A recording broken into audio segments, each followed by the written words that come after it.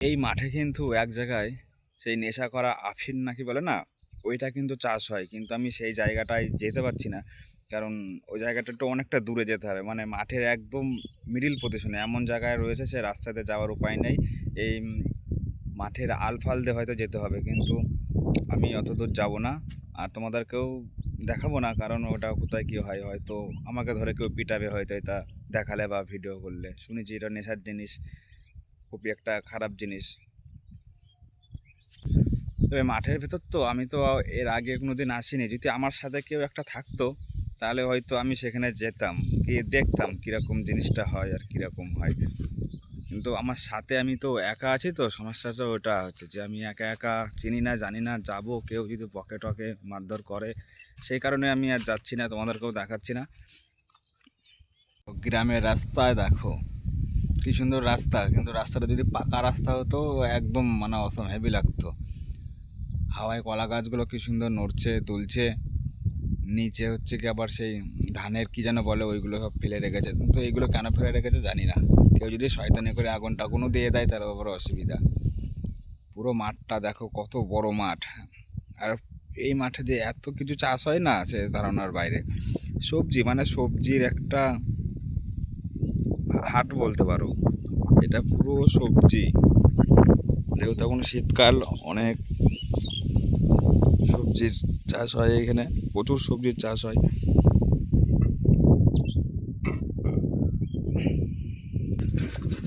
এই রাস্তাটা দেখতে পেরেছো? রাস্তাটা কিন্তু কাঁচা মাটির রাস্তা হতে পারে, কিন্তু রাস্তাটা দেখতে কিন্তু হেবি সুন্দর, কারণ মাঠের পাশ দিয়ে রাস্তাটা তো গেছে। দুই পাশে ধানের বিচুলি টুচুলি রাখা রয়েছে। তারপরে হচ্ছে কি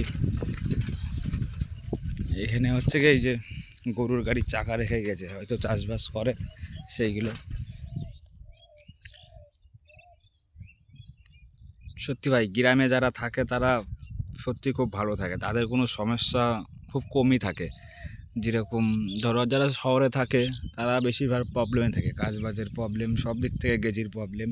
কিন্তু গ্রামে একটা সুন্দর জায়গা দেখো, এখানে কোনো অশান্তি ঝামেলা কোনো কিচ্ছু নেই।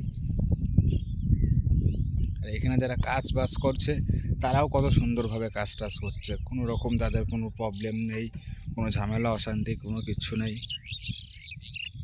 আর ওখানে যে বোর্ডটা, ওই বোর্ডটা মনে হচ্ছে কোনো সরকার থেকে হয়তো কোনো পঞ্চায়েতের সিস্টেম করে হয়তো ওখানে ওই বোর্ডটা ওরা লাগিয়েছে, যাই হোক কিছু একটা হবে।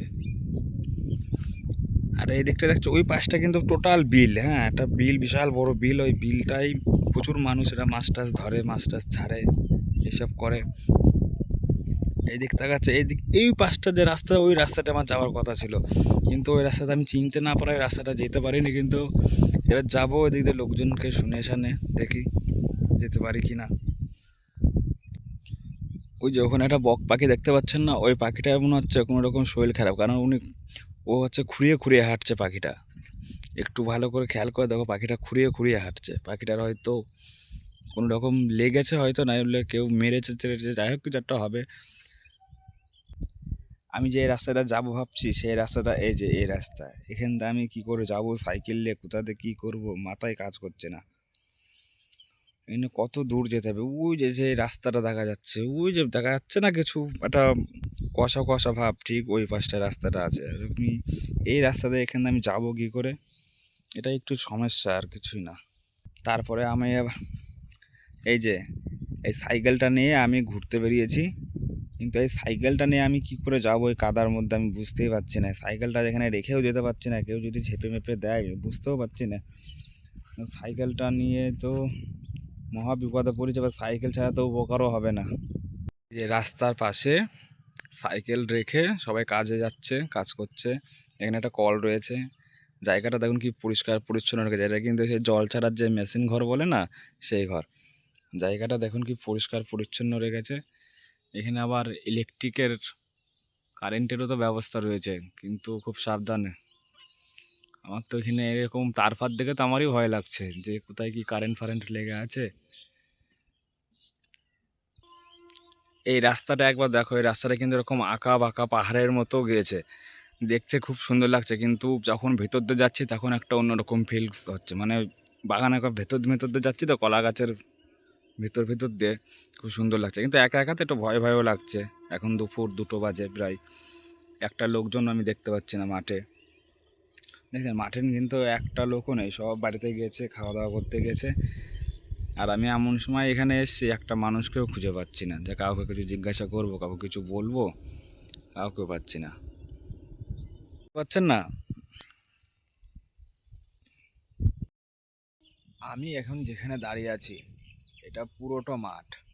আর আমি এসেছিলাম একটা বিশেষ কারণে, কারণ আমার দুটো বন্ধু আমাকে ফোন করে ডাকলো এই জায়গা আসতে, কিন্তু আমি ভুল করে এই রাস্তাটা এসেছি বলে আমি এমন একটা জায়গায় চলে এসেছি, যেই দিক তাকাচ্ছি সেই দিকেই শুধু মাঠ আর মাঠ, মাঠ ছাড়া আর কিছুই নেই। আর আমার যাওয়ার কথা ছিল ওই যে ওই দিকে একটা রাস্তা দেখা যাচ্ছে, ওই রাস্তাটায়, আর আমি চলে এসেছি এই রাস্তাটায়। মানে এখান থেকে ওই রাস্তাটা কত দূর বুঝতে পারছো তো?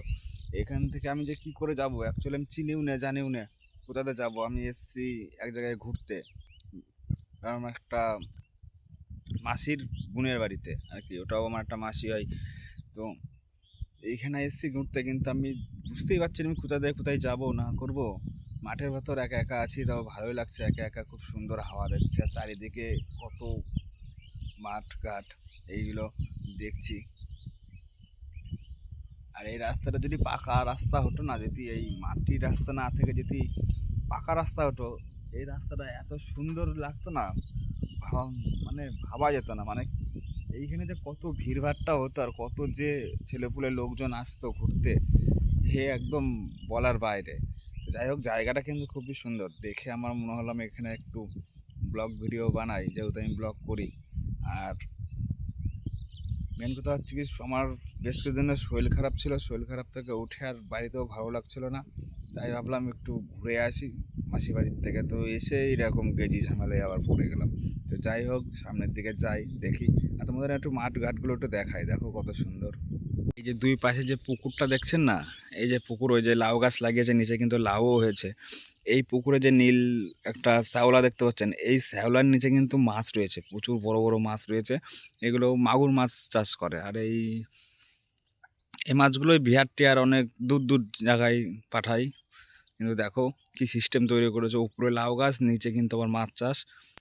বেশ সুন্দর দিমাগ খাটিয়েছে। দুই পাশে খুব সুন্দর একটা পুকুরের মধ্যে এই মাছগুলো চাষ হয়।